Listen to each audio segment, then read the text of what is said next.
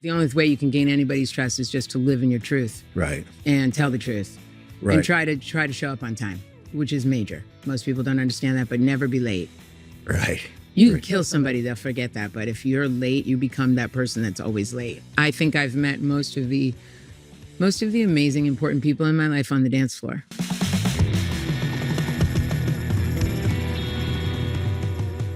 Hey everybody, it's Seano McFarland. If you're enjoying the Seano Show, make sure to follow or subscribe on your favorite podcast app so you never miss an episode. New episodes drop weekly. Don't miss out. My guest today, she's a truth teller, a stylist of the gods, and a healer to the broken. Lysa Cooper didn't just help shape culture. She dared it to evolve. Her fingerprints are all over the icons, Beyonce, Rihanna, Mary J, Lenny Kravitz. But it's not just the look she elevates, it's the energy. She's part town grit, part ancestral magic. She's a medicine woman, an energy mover, a mirror for those who are ready to see themselves for the first time. Welcome to the Seano Show. Oh, that was such a good intro. You like that? I loved it. Yeah. Like I said, I could do 3 pages of intros It's for you. impossible to describe yourself, but it's so nice to hear a lovely description of yourself. Yeah. Well, one thing I know about you, you're very humble. Okay. Yeah. You've done some amazing things. But just the fact that you're still alive is kind of amazing to me. For where you By came the grace from. of. By the grace of. So tell the folks a little bit. You grew up in the Bronx?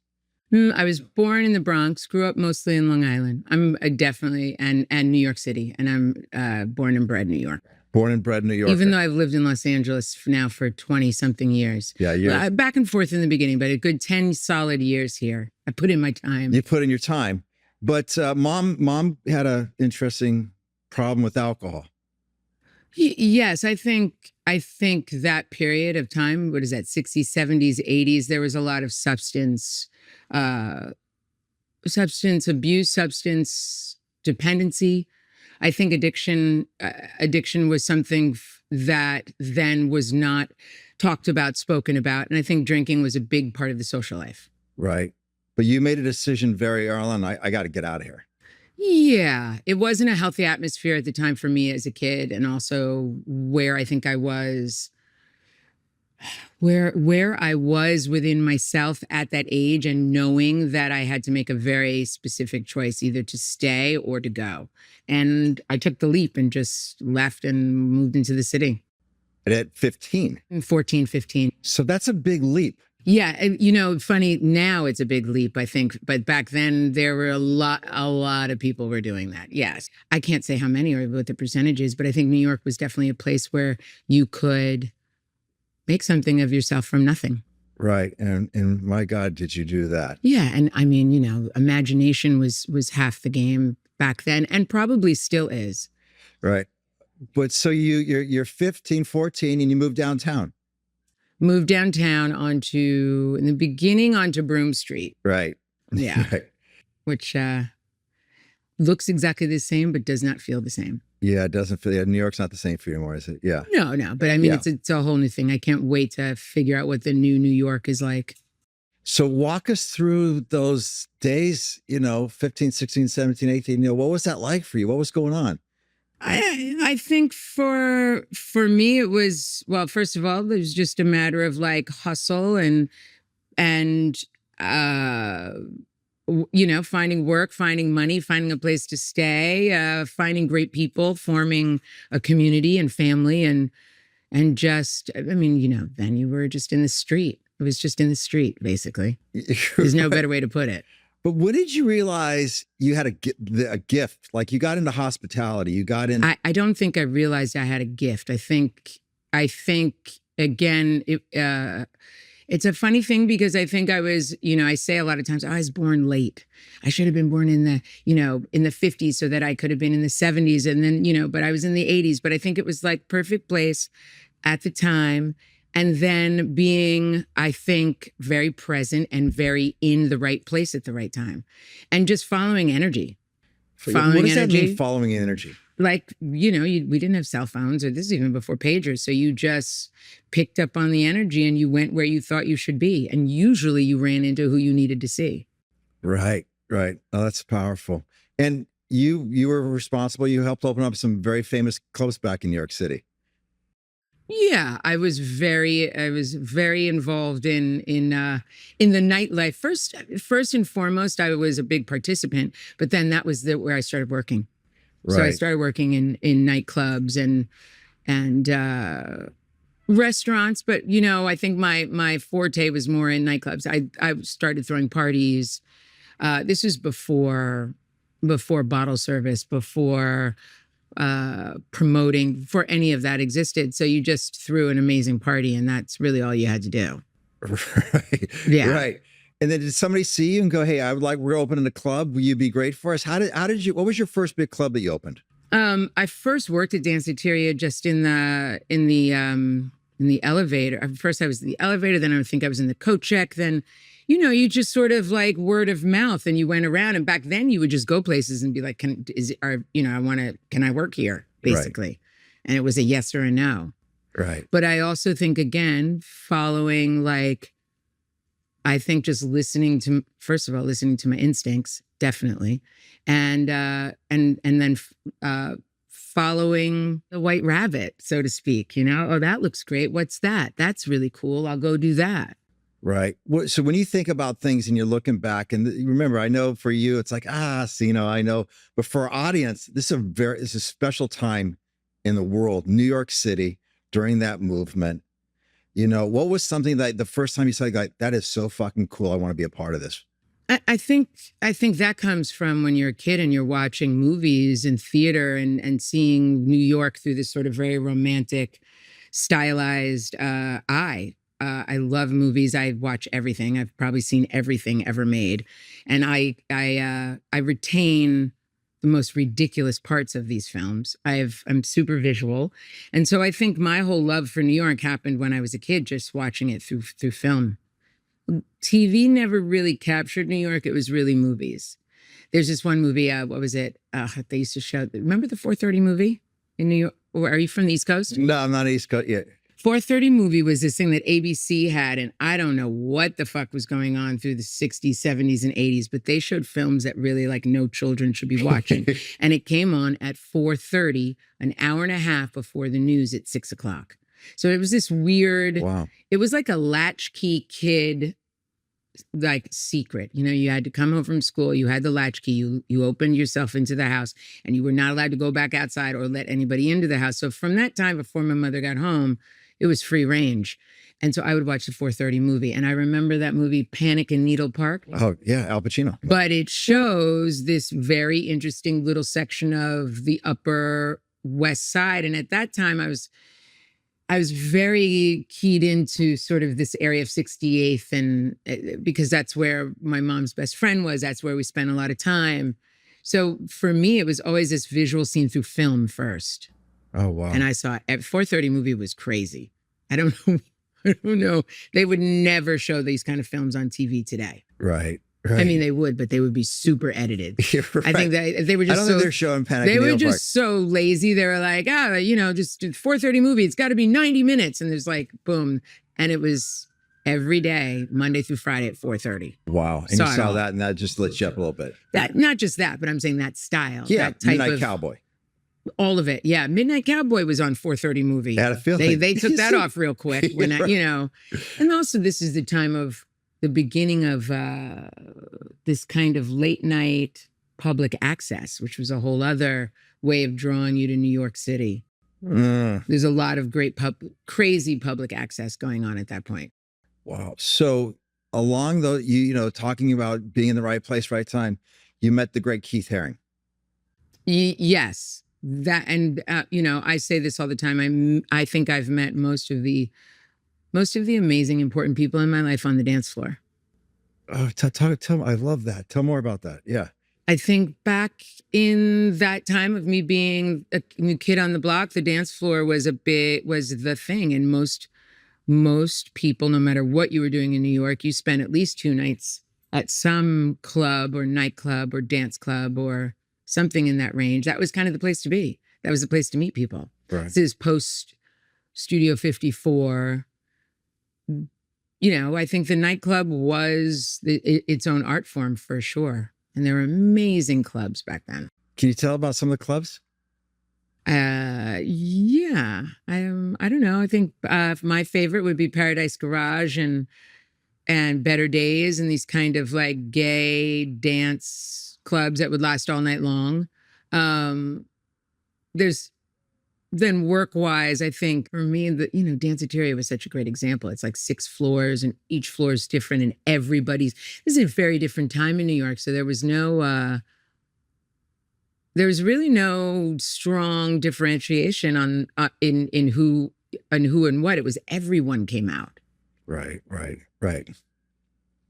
Everyone, like Everyone. From all types, and would all be in these places together. It wasn't so cliquey. What definitely wasn't so specific. And it was, I think, a big part of what made New York, New York. You came to New York to be able to have that experience. Was there anybody during that time they could have, ran the clubs, or an artist or a filmmaker, like you met them and like, this cat's really onto something special here? Abel Ferrar, I met him in a hallway. I mean, you could name 1,000. Yeah. 1,000 people. I mean, I knew Trump was a piece of shit as soon as I saw him at Mumba. I don't know. I watched the man chew. I don't know. That was the thing about New York. Everywhere you looked, there was talent. And I think that there still is, except people aren't looking. They're too busy looking in the telephone. But Exactly. That was the wonderful thing about not only New York. LA had that same thing. Miami had its own thing. Where you have young people making great things, you will find great talent. Right. The difference is back then you could afford to be in New York, or you could hustle enough to be in New York. I think it would be very difficult to be a young artist at the moment in New York City, but I think that's going to change too. It's already changing. Okay. You and Keith became fast friends. Yes. Right. What's the most important thing you learned from him? I admired, he had an incredible work ethic. I think that I really loved and honored his relationship with children, and feeling very strongly that art is for everybody, and that children need to be not only encouraged and supported, but provoked to create art. And I just love that he loved to go dancing all the time. No matter how hard he worked, we could always depend on going out somewhere. He was also a gentleman. Yeah. Oh, that's beautiful. Wow. Basquiat? Different kind of friendship, and I think because I was, in his belief, a lot younger, I was like the little kid of the group, which I was in a weird way. Yeah, it's hard to say. I mean, I loved him very much. It was a very there were a lot of people involved. He had one of his best friends was my best friend, so we got to spend time together, mostly just arguing about music or film. Same thing. Yeah, he was, and loved his work. Loved him very much, but it was hard to be around him because I was not really. I think also because I was a little kid, I was sort of, I wasn't out doing heroin basically, and I wasn't participating in a lot of, let's say, things that, other people were doing at the time. Right. So you stayed away from a lot of self-destructive people. Yeah. Or they just kept that away from me more than me staying away. I mean, unfortunately, no, I couldn't stay away from anybody. I was working. Everybody came to either the club or the bar or the restaurant. Right. Yeah. Got it. I think in a weird way, that's another great thing about that time, is that places like that did become home for a lot of people. It was very stable to be able to go to somewhere. Real community. Right. Yeah, to be able to go somewhere every night. Right. And then, the AIDS epidemic. Yeah, well, then that happened. And and still happening in this weird way. But that's something that also definitely hit and shaped the city, and definitely had, I don't even know really what to say about that. That's a hard one. Yeah, you said a really interesting comment to me when we were kind enough we did a little pre-interview last Sunday at your beautiful home in Venice. We lost the A-team. Well, I stole that whole theory from Fran Lebowitz, who does an amazing very humorous and sort of talk about that. And she said it, and several other people have too, but it's definitely, it wiped out a whole creative force. And then, if I understood correctly, you're doing that. You're successful in that. You're navigating life in New York City. And Ellen, if I'm saying her, Ellen von Unworth? Yes, her name Ellen right? von Unworth. Yes, Mhm. the great photographer. Yeah. I segued from, I sometimes feel like it was a segue, but then it was like a natural curve because it's all the same thing. And I started working with her in fashion. And then from that, I kind of jumped off into a styling career, but costume designer more and working more around tours and music. And that went on for quite a bit and was fun, was definitely into it. I love clothes. I love the ideas around fashion. I love the fashion of fashion. I don't know if I like the business of fashion so much, especially these days. But that was a natural segue. But you did some extraordinary things. I mean, yeah, with extraordinary artists, So, and it was an extraordinary time. First, there was, there's an incredible. I think there was a lot of great musicians and artists and people making really great things. Right. So walk the audience. I want to learn this about you because I think probably and we'll get into you being the medicine person. You see things that people don't see. That's you have an incredible eye. And I think you see in things in people, but also in design and aesthetics. And when you're working with somebody like an Aerosmith or a Beyonce, are you getting on their energy? How do you know what to put on them? I don't think you necessarily know what to put on someone. I think you start working with somebody, you get to know them, you start to look, you start to figure out what is the message, what is the purpose, or even for some people, it's just like, what makes you feel good?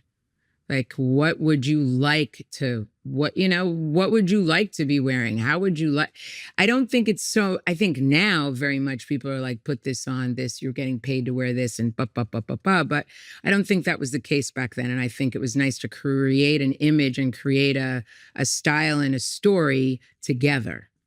Right. And I think a lot of people, if they had the time and let's say the preference, it's nice to work with somebody else in that respect. Mm-hmm. It's nice to have somebody that, kind of can either help or hinder or even just having a friend that's like, this could be great or you look fantastic. I mean, it could be that simple. But they had to really trust you. Yes. Talk about trust and how did they gain how did you get their trust? I think the only way you can gain anybody's trust is just to live in your truth. Right. And tell the truth. Right. And try to show up on time, which is major. Most people don't understand that, but never be late. Right. You can kill somebody, they'll forget that. But if you're late, you become that person that's always late. Really showing up was the key then. I don't know what that looks like now. Because now you can kind of just make up whatever the hell you want. Right. But then you really had to show up. And you had to like perform and you had to deliver. Was there one outfit on somebody that became something that you're like, oh, fuck, I really got that right? Like, holy shit. I mean, I think that I worked very well with Rihanna. I think we melded well together. I think I did great stuff with Beyonce, but it's not hard. They're beautiful. They're smart. They're at the time, they were very open and very receptive and didn't have to worry so much about what their beehive or this, none of that stuff existed. So they were much more free. Oh, wow. I mean, and also I think getting into that place of like, people are so afraid to make mistakes or be wrong or have to do something again. And there's a joy in the fumble. Right. What was your biggest fumble that you really had a great lesson from? You look at the fumbles of your career and a lot of them have nothing to do,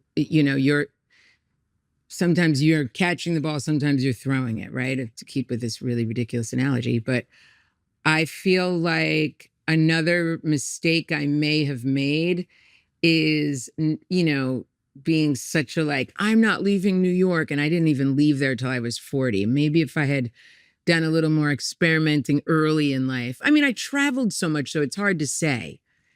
but maybe it would have been nice to pick up and move. That's to be more nomadic. That's where I was kept you? to. Why'd you stay there till you're 40? I don't know. It's just, it was, I think because it was just rocking so hard. There was no reason to leave. Got it. At the time. At the time. Yeah. Right. So you're doing the fashion business, you're doing that, and then it starts changing for you. Right? Yeah. Right. I mean, I think the whole business changed. Then 2008, here comes Instagram and social media and all kinds of things that really switched that game pretty specifically. And you were like, I'm out. I'm like this. I'm not feeling this anymore. Yeah, and there was the like, well, to do what you need to do this, and this, and I wasn't willing to do all those things, especially talk to the camera and be on Instagram, or telling people what to wear, or look at the outfit that I put on today. Like I just couldn't do it. I still can't. I don't get it. What, you're on Instagram now though? You see me on Instagram? Yeah, you're on Instagram. You see me talking on Instagram? Where you're dancing? I see some. Once dancing, you don't even see me. You do. I've never talked on that thing. I'm not telling anybody anything, and I just send you a bunch of great images. Right. But there's great images. No messaging whatsoever because I learned my lesson. And I even learned my lesson myself. Like, it's so hard not to comment and be funny and give your opinion, especially when everything's so crazy. So it is, I'm very I love Instagram. I love Instagram for finding the wildest, most distasteful jokes ever. I love off-kilter memes. I particularly like taxidermy. I'm really into clowns, makeup. I love it for being able to just take in imagery, which I've always, it was magazines and used forever and tear sheets. And I think it's just that I love taking in beauty through the eyes. That's for sure. You have some incredible stuff. A lot of people follow you though. A lot of people dig your vibe, dig your energy. I mean, I think my followers are real. My followers. They're not my followers. The people that follow me are my friends because I've gone on there to try to eliminate people, and I'm like, oh fuck, I know all of these people. I do know there was one piece on there where it's a very vulnerable piece. You're talking about a time in your life when you got pregnant and you decided to put that on. I just personally, I saw that piece and I thought it was very powerful. It's so many people have been moved by it. You have no idea. It has actually introduced me to one of my best friends I met from doing that. She wrote me a long letter, and many years later, we were at a dinner sitting next to each other just by chance. So that piece is, and all of the work that those ladies are doing. Would you be kind enough to tell the listeners what that piece is about? It's called What's Underneath, and it comes from the women that it's a mother-daughter team, and they do a thing called Style Like You. And it started, it's funny because she and I are both stylists coming from the same time, the same place. And it started when I think, and she can correct us if we're wrong, she'd be a great person for you to interview, her and her daughter. It started when her daughter started to have sort of social anxiety around social media and this sort of, which is also a big part of why I switched out of, I think what I was doing at the time was this weird, the incredible influence of pop culture on how young ladies started to perceive themselves. And then Style Like You became this project she was doing about, because first, before I had done that one, I did the one where they just come into your closet and talk about what you wear, how you get dressed, and I think from that, it grew into What's Underneath. And that's basically bringing you to a vulnerable place. But you were a very vulnerable piece. I mean, yeah. But can you tell the audience what you were talking about? I talked about having an abortion. Style Like You posted it around when the Roe versus Wade thing had popped off again. Oh, got it. And so she went in and did a few different people talking about that and put that together. Right. The piece is beautiful because I think it's on YouTube. You're in these beautiful undergarments and you're talking about regrets, and then you talk about I had this abortion. You hadn't really thought about it, but then you thought about how old the child would be, and then you got emotional. It was just very powerful. I didn't get emotional about that. I got emotional about when I said that I was invisible. Oh, That when I started maybe talking they about cut it. sex, actually, it wasn't about the abortion. Actually, I talked right through the abortion, and I haven't even seen it, but I got emotional when I started talking about being invisible at that age. And so at this point, that's already, I think I was in my late 40s. I don't think I had turned 50 yet when I did that recording. Wow. Yeah, so it's like 12 years. So I had just come into that place of do you know this? Oh shit. Here we go. This is when I should have prepared before. What is her name? That wonderful feminist from, she's English, an amazing woman. She's now got to be in her 80s if she hasn't already passed. And she wrote this piece called The Invisible Woman. And it's all about getting older and what happens in the perception of culture and time that and what does that mean for you as a woman? And this became a thing for a while. It still is. I mean, Right. it's that moment of being premenopausal, and then what happens to you through those next 10 years. Anyway, I think I had started to talk about that and I got emotional. I really highly recommend that whole entire series, and they're still going. For our audience, again, what's the name of the show? Their group is called Style Like You. Style Like You. Alisa and her daughter. And then what's underneath is the piece you're talking about. Got it. And that comes from them as well. Great. Okay, got it. And I think they even have a new thing now. Like they have a podcasty kind of more talky thing that they're doing with like particular artists. Beautiful. Let's send them some love. Let's check it out. That'd be great. You like it. Let's veer off into your calling to do this healing as a medicine person. Mm-hmm. Yeah. In some ways, it makes perfect sense to me. I say two things. Number one, really all the work is around breath, and breath is the key. And breath is the connection of all of us. But I've been doing the same thing from each career is about exactly the same story, which is about making people feel amazing about themselves and being able to hug people through the path of finding themselves. Yeah. And I mean, really like hug, like hold on, hug, support, give it my all. How does somebody that's so terrified and overwhelmed and has a lot of trauma or maybe some addictions open their heart to you and allow that kind of surrender? That's a great question. I think actually going back, here we are to be in the right place at the right time, because it's really, I think when people get to that point where they're like ready to, first of all, move out of their own way, get out of their own way. I think, I hope that most people are coming to this kind of work and this kind of sharing, ready to change their story, right? Shift their perspective, be open to all kinds of change, because that's inevitable, and be open to different types of, I don't want to use the word journey because it's not about journeying. Be open to different tools in their toolbox. Right. Being vulnerable in general. But trust is, again, a thing that is earned, number one. And number two, takes time. So also, like, I think one of the biggest things for me personally is to constantly and continuously tell myself to soften. And for me, softening really means softening into myself. And if I can soften into myself and I can be out in the world in that space, in that energy, I think it attracts other people that need that, want that, or are already doing that. Softening. I like that.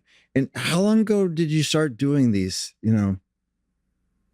I mean, I've been working with psychedelics personally in my own life for years, and always have had a strong relationship with different medicines.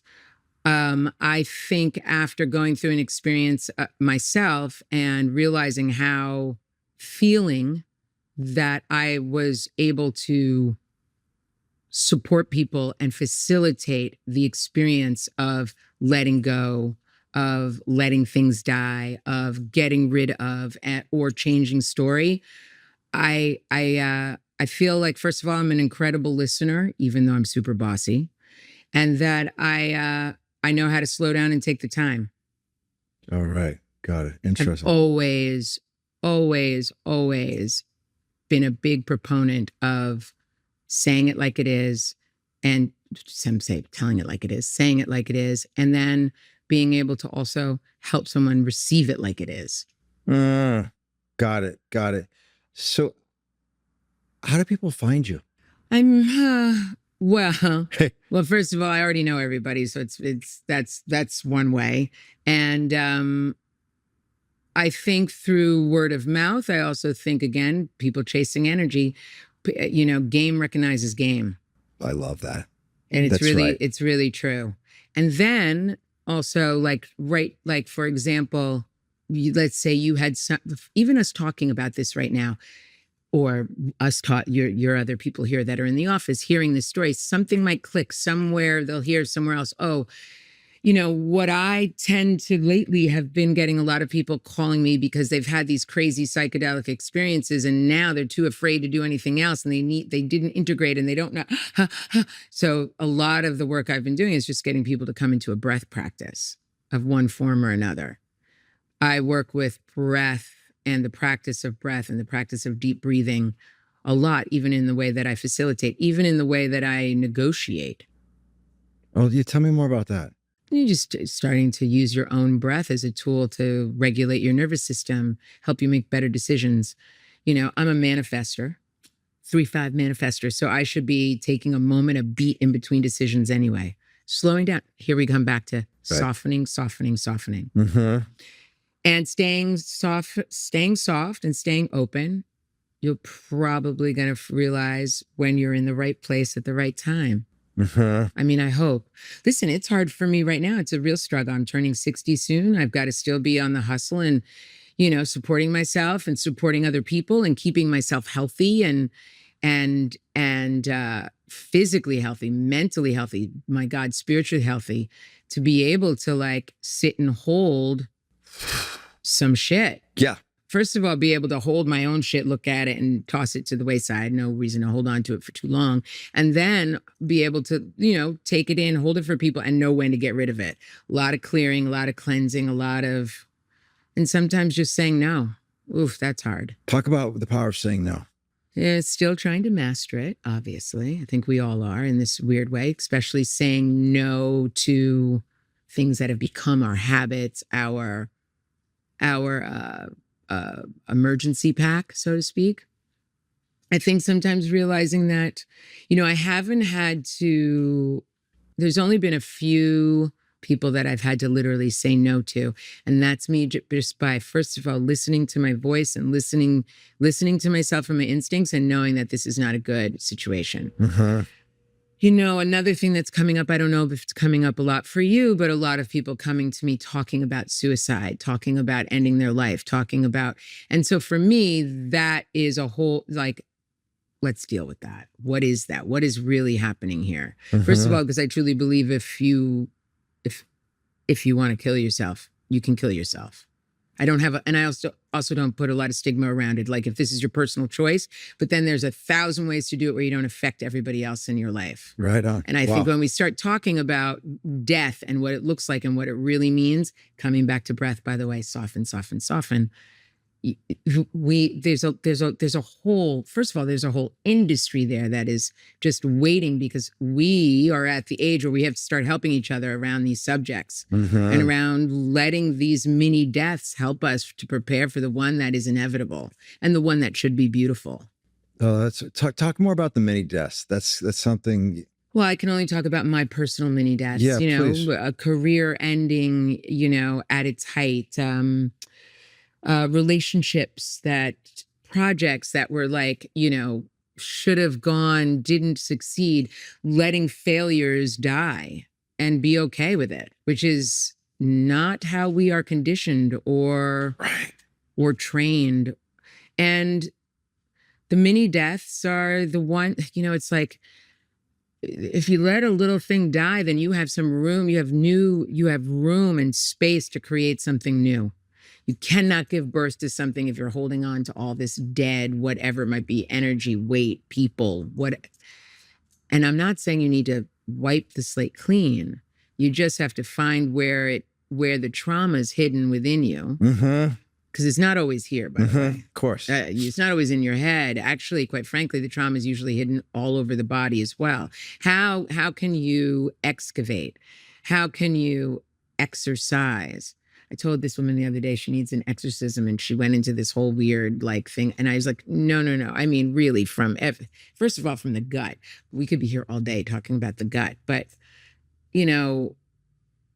how do I keep myself here and present so that I'm actually able to assist, facilitate, support? Right. That's the hardest thing. And how to, and even how to then afterwards clear, cleanse, rejuvenate. How do I remember that it's not selfish to take care of myself? How do I remember, like, what are my tools? And for me, it's always falling back into my breathwork practice and then into just an immense amount of prayer. And my prayer looks crazy and feels crazy. But it's how What's I do it. crazy about it? It just feels, it's like, not crazy in a bad way, just, very spirit-filled, like the whirling dervish. It gets a little crazy. Yeah, got it. Do you have a mantra that you practice? Depending on the day, right? Yeah. What's it today? Well, I make you laugh. My brother and I always come up with a mantra for every year. This year is it's a remake of 2016, and it's called "Don't Get Shot." So I spent a lot of time just making sure I don't get shot. Right. My brother also added, "Don't get put on any list. Don't sign up for anything. Don't put your name on a list right now." Oh, that's interesting. Yeah. Now now we're going off into another paranoid thing, but I think for me also just this, I mean, I've been saying it over and over, soften, soften, soften. Okay. Did you have a healing with your mom? Did you guys ever make peace? I wouldn't say so. I made my own peace through a lot of work and a lot of therapy. First is to emancipate yourself. You have to go through all kinds of crazy hoops and loops. And I stayed very close to one of the therapists that I worked with her for years. And I've done all kinds of other work around it. I wouldn't say I had a healing with my mom in person, but within the conversations, especially when her presence is around me. Were you angry at her? Did you feel abandoned by her? What was the work that the therapist did? What was the cleansing you guys did together? I'm curious because I want my listeners to know. No. I think my thing with my mother I was angry with her at the time. She was an alcoholic. She was very abusive. She was verbally abusive. She could be physically abusive. She wouldn't remember things the next day. When you're a little kid, that can make you very nervous. I think there got to a point in my life where I was like, okay, that is what it is. And just for the safety of myself, and then in hopes of then, creating something for my brothers as well. But no, I think more of the work was more in the style of, like, I would suppose it was a lot of me just realizing what it meant. I had to go through a lot through Al-Anon, through AA, through NA, because my whole family, there's all kinds of addiction running through. So I've been through every program. I've gone to every rehab, not me myself, but putting, whether it be a family member or a friend, through rehab. I got to this medicine work through helping a friend with Ibogaine. And I mean, I should say I came through this other portal back into this work through helping somebody deal with their addiction. So I'm trying to remember what it was. I can't even remember. It was a long time ago. I had forgiven, I forgave her a long time ago. Do you forgive people easily?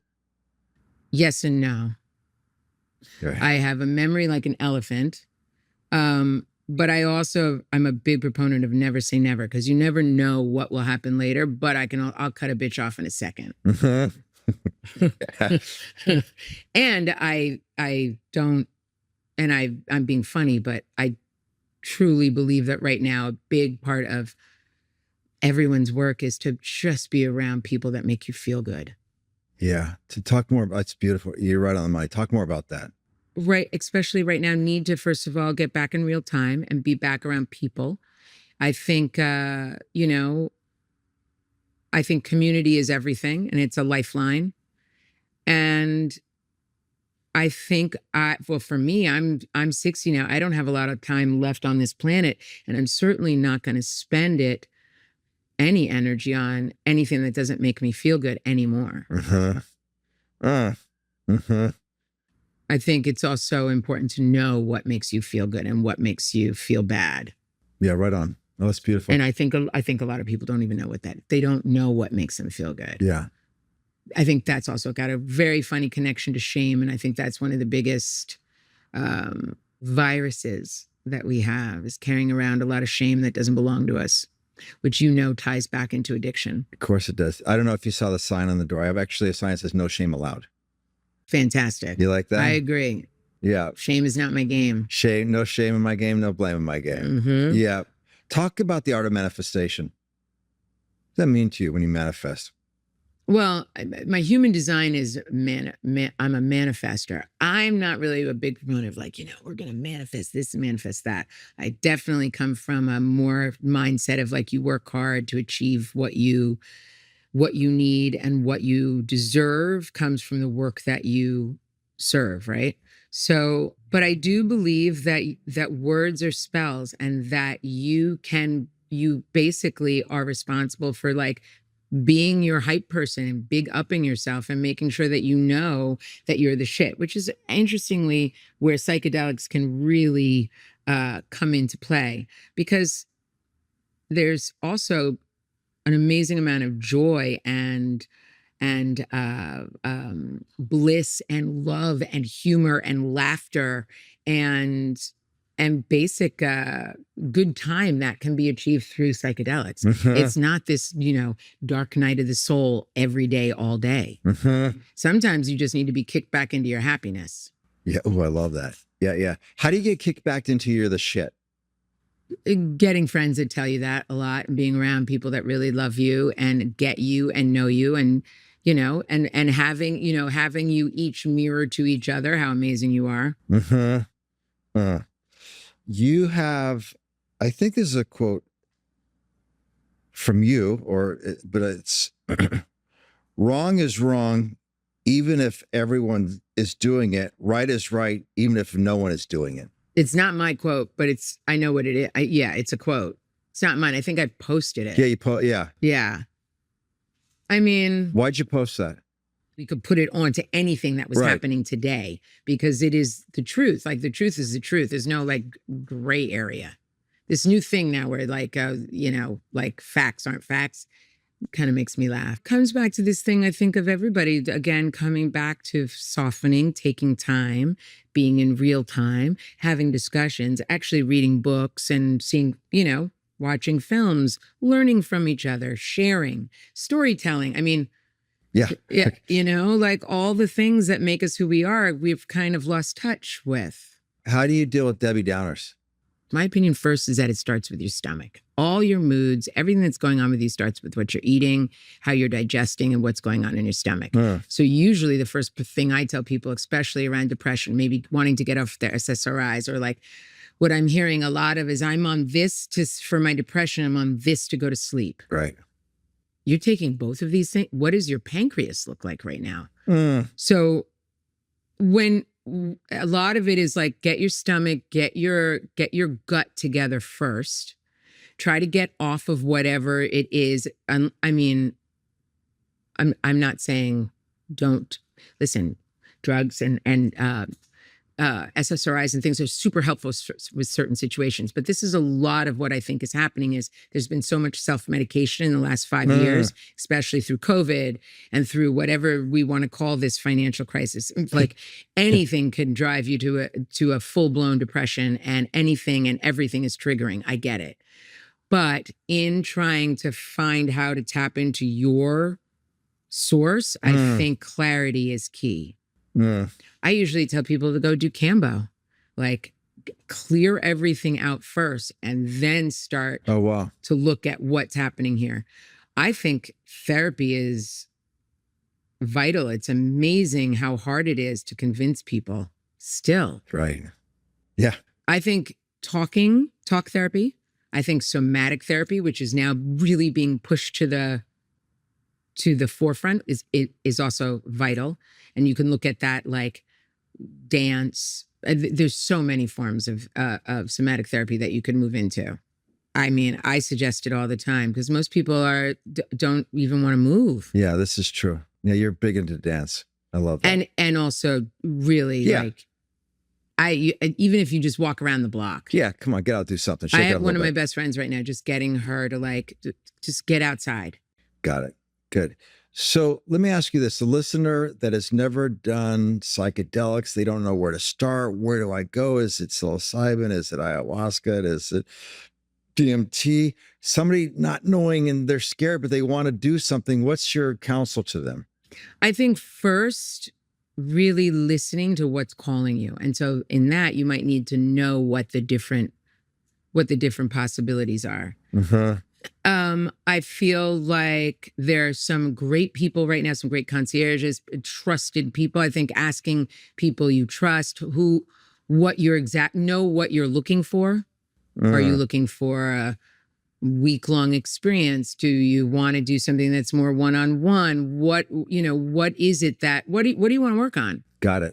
Or some people really just want to have a psychedelic experience. So where do you see yourself after the experience? What are you looking for? Not that I think that anything's a perfect shot. Quite frankly, I think, I say all the time, let go, let God, just trust the voice, trust yourself, and trust the medicine. What is actually calling you?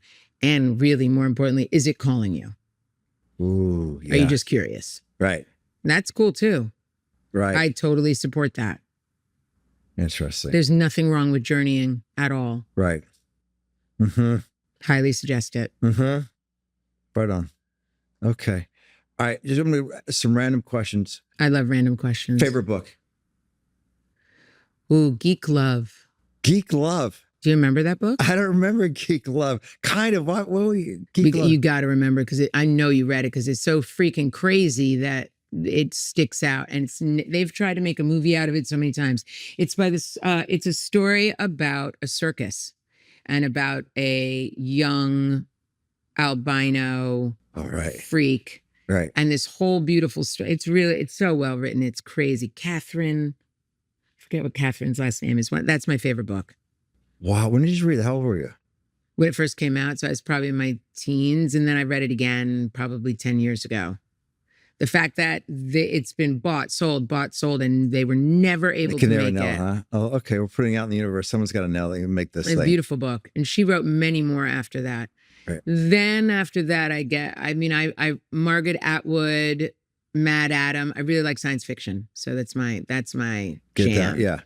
So she wrote 3 books. It started the amazing series. This is it's even better because it's like everyone knows her for Handmaid's Tale. But Mad Adam is the craziest shit you've ever read. And it's 3 parts. Read it. It's so good. Okay. All right. And then Octavia Butler, her 2 books, Parable of the Sower and the book after that. I mean, incredible. Oh, wow. Beautiful. Science fiction. Okay. Funkiest performer of all time for you? Who's the funkiest cat that you just put on? Oh, you mean music-wise? Music-wise. I went right to Muhammad Ali. Music-wise. Wow, that's such a hard one. I'm kind of in this odd moment right now around this kind of like odd jazz that's sort of having this moment coming back. So I think any of the Coltrane's, but Alice Coltrane. Alice Coltrane. For sure. Yeah. Mine's Fela Kuti.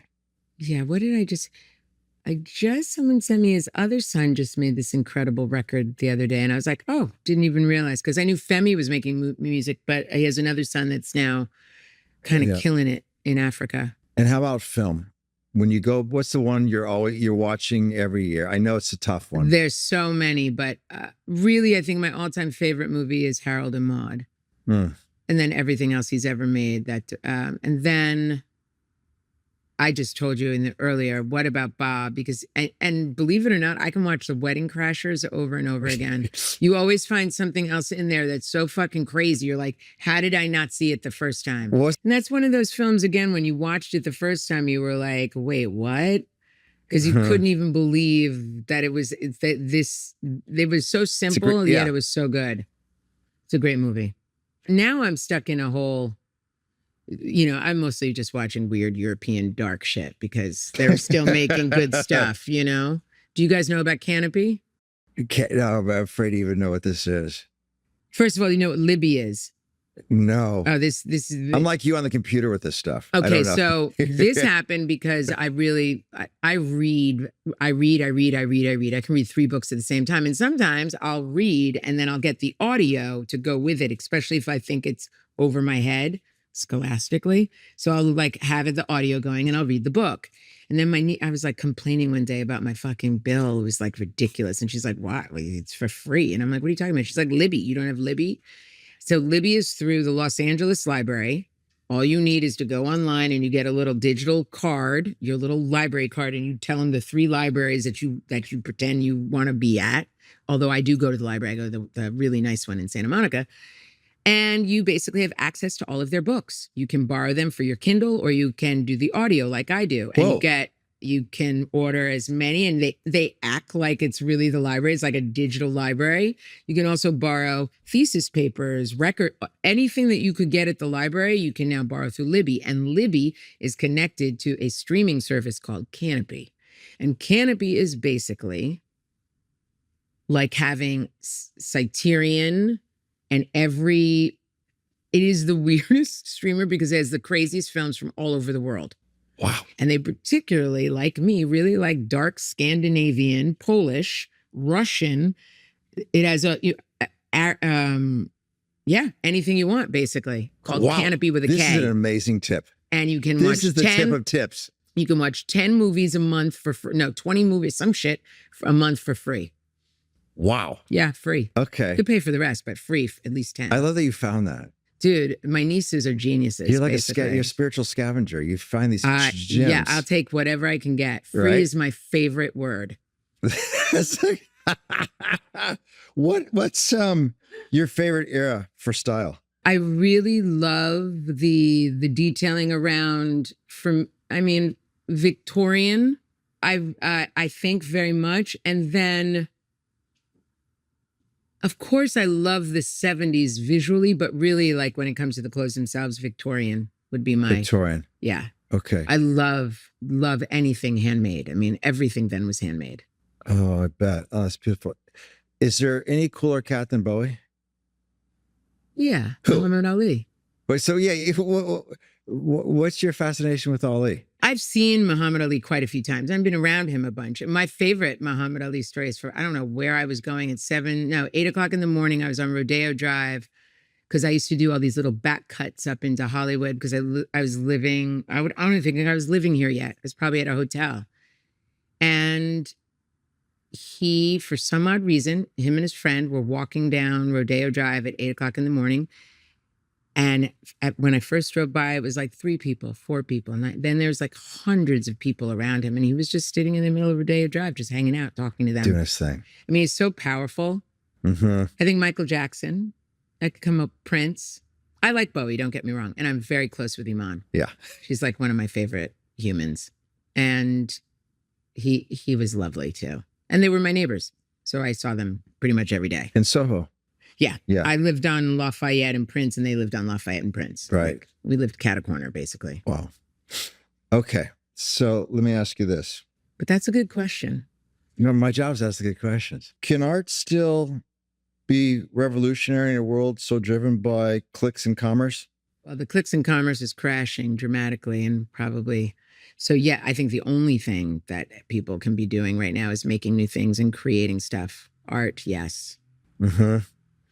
People reach out to you. What do you tell young artists? You see them, I'm sure. What do you tell young artists, young designers? What's your message to them? I mean, keep going. That the thing that we should be talking to or talking at are the people with money that are sitting around spending it on stupidity, crap, war, whatever, and actually putting our money where our mouth is and putting it back into young people and and culture. Is there a place in fashion and art for the freaks, the weirdos, and the prophets still? Yeah, I mean, yes, because that's all going on. It's just not going on the screen, on the little screen. It's going on in the bigger world. In the bigger world. Yeah. Everywhere. People are making stuff all the time. I mean, there are artists, and that's the other great thing about I think social media is, the ability to really tap into art and young artists. They are out there and they are making things and they're really good at it.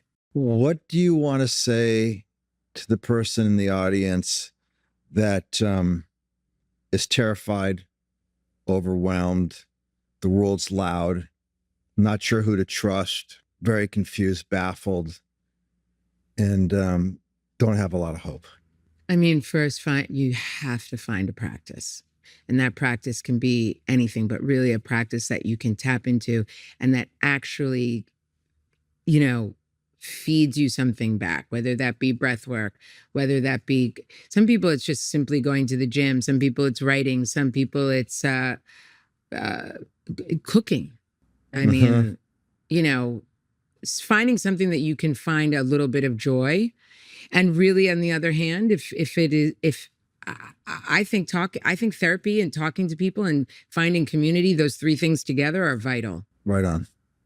And if you don't want to call it therapy, you can call it anything else you want, because there's so many different roads you could go down. And I think also finding a therapist is like dating, by the way. It really is. You have to. Yeah. I'm telling my brother all the time, you've been with the same therapist for like 18 years. I think it's time to like break up or at least cheat on her. Find somebody, But he's scared, right? I don't know if he's scared. Now they're just they're in a relationship. Yeah. Maybe he's just afraid to break up. Well, he's afraid to break up. Yeah. I want all my people to fly. That. I don't want them to stay around. I want them to get out. I used to have assistants and I'd be like, look, you can work here for 2 years. And after that, you need to go and do your own thing because it's important. It's like, you're here to kick off to the next thing. I think. Right. What did you saw? God, help me with this. I saw one of your, basically, don't forget the people that put you on. Never forget who put you on. Never forget who, talk about that great message. I mean, it sounds a little bit street, but I mean, yeah, don't forget who put you on. I think a lot, I had a doctor once tell me that he was a very good doctor, and he would have these people come in and they'd be like, oh, I'm in pain. And then he would help them and work through the pain. And the next time they come, he's like, how's your arm? And they're like, what arm? Like, they don't even remember that they had the pain or that, because, sure, that's the way it is. So I feel like it's very important to always pay homage to how you got there. Always remember who put you on, because first of all, you never know when you might need that again. And by remembering who put you on, you remember to put the next person on. That's right. Yeah, right on. While you're saying thank you for holding the door, your foot's holding the one behind you. Amen. Oh, that's beautiful. That is a great message. Final thoughts for anybody in the audience right now? Anything come to mind? My final thought would be to just like, I don't know, soften,